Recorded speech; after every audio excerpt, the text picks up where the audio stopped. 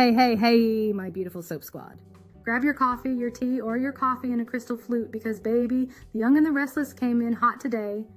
We've got emotional breakdowns, buzzkill friends, and a redhead on a mission to finesse her way into France with zero qualifications but maximum delusion. You ready? Let's get into it. Sharon's heart is in Genoa City, but her suitcase is mentally in Paris. We open at Sharon's place, and honey Miss Collins is clutching that family photo like it's a weighted blanket from Target. She's hugging it like it's got the answers, the strength, and the Air France boarding pass she low-key doesn't want to use. Enter Nick, aka Mr. Dimples McKisseljaw, and he's got travel brochures and Eurozone optimism. He's rambling about their trip to France, the food, the fashion, the French fries. Wrong country, Nick, but do you boo? And Sharon's over here like, oui, oui, mon chéri, but my daughter is crumbling like a stale croissant. She's worried about Mariah. Something traumatic happened while Mariah was off doing God knows what, and this girl is not talking. Sharon suspects more than just a little oops, I had wine with a stranger situation. Oh no, this is giving trauma. Nick, sweet summer himbo that he is like, she's strong, she'll be fine. Sharon's like, sir, she's unraveling faster than Phyllis's last business plan. She says she can't in good conscience sip Bordeaux while her daughter is breaking down in Broadmoor Park. Nick tries to low-key guilt trip. He misses their time in London. It was fun, it was sexy, and this time it'd just be them. He's also stressed because Dumas is acting like the villain in a Bond film, and Sharon is the only one who can keep him from turning this trip into a disaster movie. But Sharon says mom duties come first, and she offers to keep her ears open while he gallivants across France. Honestly, Sharon, for all her ghost whispering, is the most emotionally grounded one in this whole town right now. Queen behavior. Over at the athletic club, Daniel, yes, our sweater-loving son of the forever messy Phyllis, is telling Mama that music has opened up a new world for him. He's out here strumming guitars and having epiphanies. Phyllis? Oh, she doesn't care. She leans in and whispers like she's got nuclear codes. I've got news about Dumas. Daniel's immediate reaction. Oh, him! Girl, no! He reminds her the last time she was supposed to meet this mysterious French devil, it was a flop. But Phyllis says this time is different. Amanda hooked her up with a hot invite to some international drama. All the heavy hitters will be there. She's ready to sit back, stir the pot, and cash the check.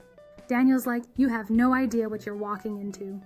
And Phyllis is like, neither does France, darling. She accuses him of being a buzzkill. He accuses her of being desperate. She claps back, I'm not desperate, I'm ambitious. Like sis said Shark Tank who? I am the shark.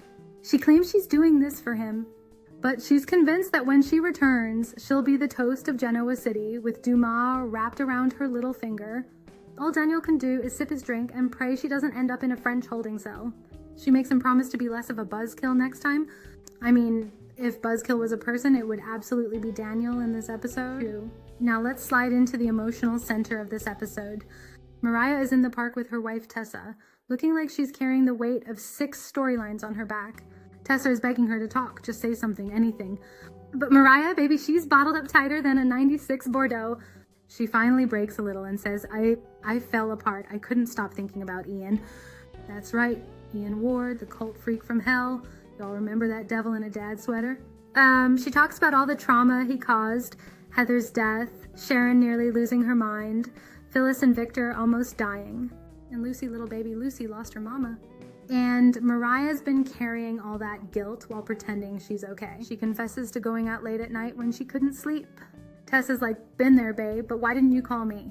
Mariah admits she was lost. She flashes back too with some mystery man taking his hand, and then suddenly cuts herself off like, nope, not going back there. Tessa's begging for answers, but Mariah says, don't ask me again. Oof. So now we're at Crimson Lights, and Mariah storms in like a literal storm cloud in a hoodie. Daniel's like, hey girl, you good?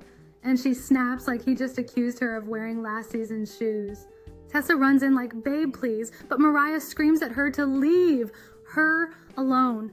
And just like that, poof, Mariah exits stage left, emotionally wrecked, mascara slightly smudged, and leaving a heartbroken Tessa and a confused Daniel behind like a wrecking ball through a coffee shop. Back at the athletic club, Daniel sees Nick and Sharon and literally tries to pawn his mother off on them like, please talk sense into her before she ends up in a foreign scandal. Nick is like, doubt it, but sure. They all sit at the bar, and things are cute until Sharon mentions she was Nick's guest at Nikki's party, and it gets awkward real quick. Phyllis is like, noted. Then out of nowhere, Miss Red drops the bomb. Oh, by the way, I'm going to France too. Cue record scratch. Sharon looks like she just bit into a lemon. Nick is confused. And Phyllis, she's smiling like she just won the lottery, the lawsuit, and the leading lady role all at once. So let's recap the recap. Sharon said, I choose my daughter over champagne and charcuterie. Daniel said, Tessa's cool, but mama, please don't get arrested. Phyllis said, Buzzkill who, I'm the moment. Mariah said, I'm spiraling, don't touch me. And Tessa? Poor Tessa just wants answers and a hug. And that's the tea, babes. If you love this recap, don't forget to like, comment, and subscribe, because tomorrow is probably going to be even messier. And you know I'll be right here, front row with my popcorn, a sassy opinion, and a fully charged mic. Until next time, stay petty, stay passionate, and stay in Phyllis's business, because she sure ain't staying out of yours.